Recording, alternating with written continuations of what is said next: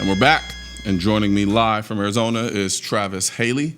And I want to say, how long has it been? Was it like a week or two ago before we took the course here in Dallas?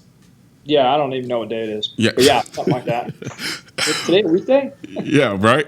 So I get a random text message from Travis Haley about a 3-day course that I didn't even know was going on in Dallas, and it was the low light carbine vehicle course. And I know I keep changing the order of that. So, I mean, what's the actual legitimate?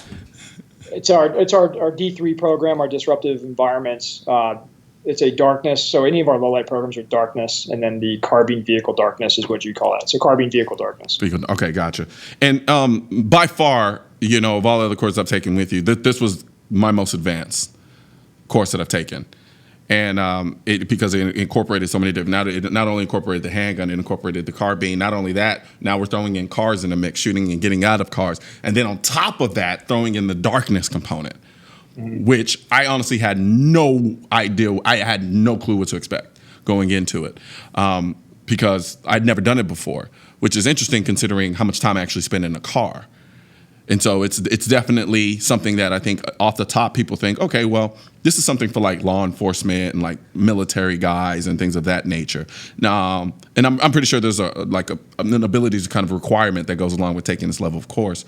But considering I'm just a civilian with no military background, no law enforcement background, I'm just a shooter, I walked away with so much from a mental standpoint, more so than a physical, even though we did a lot physically. But I walked away with just as much in a physical regard in terms of things like the characteristics and the dynamics for shooting inside of a car, essentially.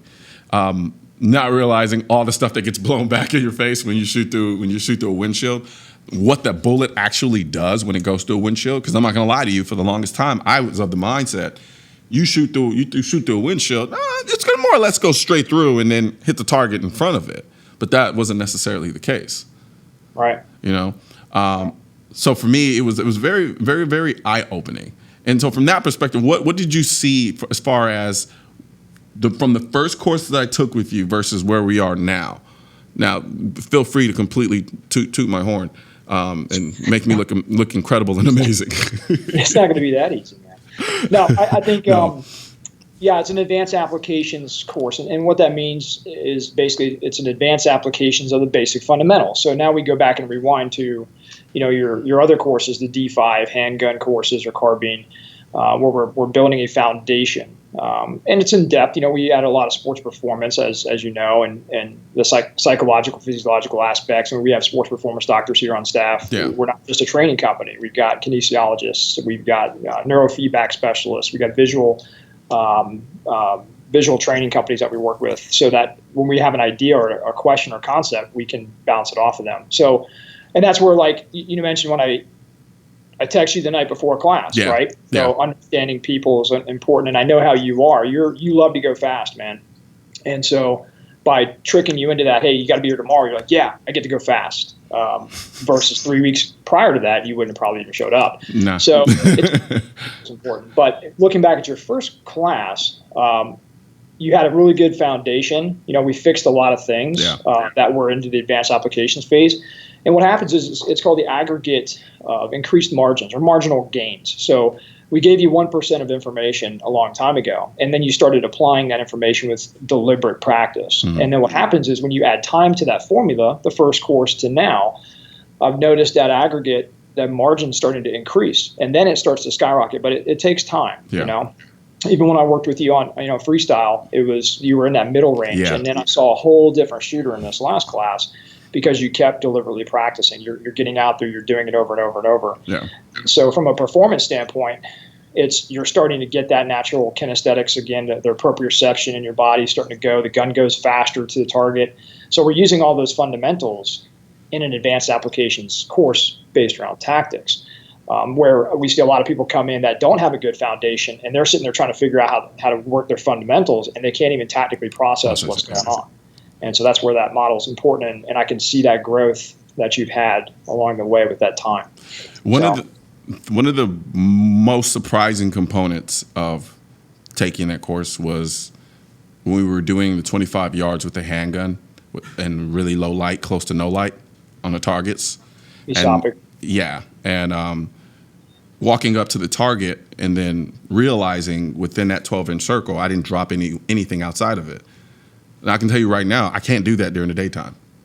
Like, I can't. Well, and that's one of the things we always talk about, you and I, is with your sensory overload. And a lot of people do this, especially the people that are really, really quick starters, or they're really trying to find the steps, go through the motions.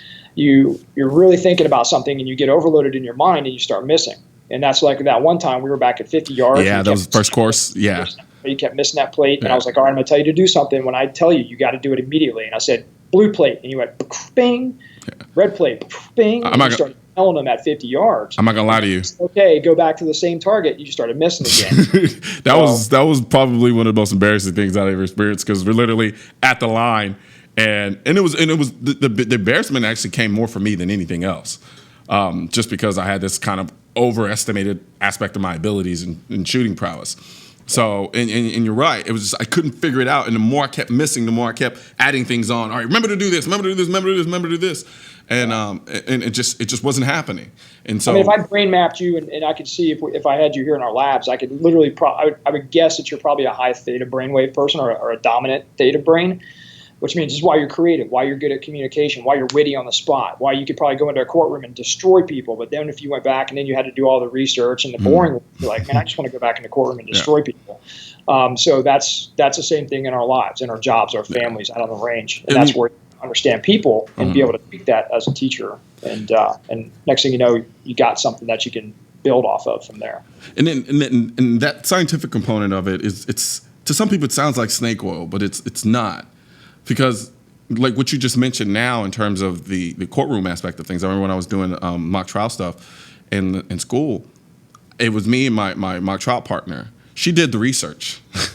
She went and did the research, and she came back to me, gave me the information, and I performed. That was kind of our 1-2 shtick. She could perform as well, but I was better at doing it. I was better at thinking on the fly and things of that nature. So when I was standing at the 50-yard line and then you just started calling out shots, it felt incredibly comfortable. Now, if I had to sit at home and think about it, wait, so you mean to tell me from 50 yards you're just going to call out a target and I'm going to have to shoot? I'd be like, oh, I don't know about that. But then when you do it and I don't have the time to think about it, it just feels incredibly natural and intuitive. Well, that's something that we study here, and just in a very brief, simplified, without turning into a neuroscience discussion, there's your cognition of your brain. You know how you're cognitively processing analysis and synthesis of what's going on. And then you have your conation, your conative side, which is your instinctual side. So you, like with your partner in mock trial, her instinctual side is probably geared more towards following through, fact finding, and then yours is geared more towards quick starting, risk and uncertainty. You want to be raced on the clock. You want to get challenged in that room or on that range. And so by understanding that with students first or ourselves, I can now train and learn faster based on how the human learning curve, our brain, actually processes information. And that's all we're doing. Is that's where the science comes into play in shooting. So it's not snake oil, because we're 30 years behind. If you go to sports organization and you say, hey man, just dumb it down, keep it simple, there's no way you're going to be able to process all that information, they're going to say, you need to get out of here. We're high performance athletes. Yeah. And we're no different with a gun. It's life or death. So you got to take that seriously and not laugh at it. Now we got about 35 seconds left. Quickly, for somebody who can't necessarily get out and take a course like that, are there any alternatives or ways that they can try to at least develop some of the things that I was able to get on my own by going to this 3A course? Whew. Yeah, I mean, there's so many things, and again, that's where we always say thinkers before shooters. What can you do in your own time and if you're out of resources, I don't have the time, the money to go to the range. I can't buy the ammo. I don't have a range nearby. How resourceful are you? So don't just rely on resources. Gotcha. So dry practice is always a good thing, but done deliberately and correctly. Situational awareness training. You don't need to go to a tactics course to do that. You can go out and open doors for people. And every time you go up to that door, you're going to look over your shoulder, right? And then the byproduct is being a gentleman. In today's society, we know how that is. Yeah. But at least you're practicing situational awareness, self-actualization. And to me, that's tactics, not just running around cars and shooting a Lola. It's understanding you. Absolutely. So, be resourceful. Okay. So when we come back from break, we're going to talk about some of what you feel are requirements for somebody to become an instructor, or are there any at all? So we'll be back to talk about that, right?